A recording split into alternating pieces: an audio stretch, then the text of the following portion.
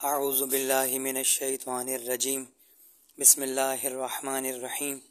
عزیزان محترم، پاک پروردگار اللہ تعالی نے قرآن مجید میں سورہ واقعہ کی آیت نمبر 63 اور 64 ان دونوں آیتوں میں حراست اور زراعت کا فرق ہمیں سمجھا دیا کہ یہ جو بیج کا بونا ہے یہ حراست کہلاتا ہے، اور جو بیج کے ذریعے پودا اگتا ہے یہ زراعت کہلاتا ہے۔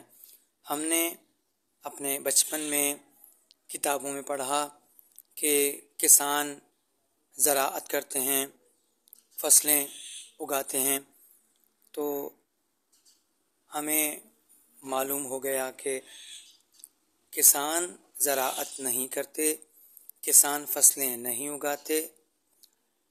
فصلیں اگانا، زراعت کرنا اللہ کا کام ہے،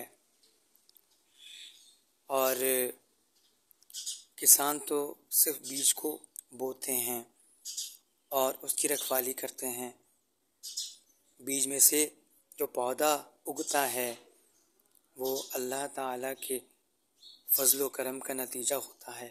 مجمع البیان میں ہمارے پیارے نبی حضرت محمد مصطفیٰ صلی اللہ علیہ وآلہ وسلم سے منقول ہے کہ تم میں سے کبھی بھی کوئی یہ نہ کہے کہ زراعتو، یعنی میں نے زراعت کی، میں نے اگایا، بلکہ یہ کہے حرستو، میں نے بیج ڈالا۔ بہت بہت شکریہ۔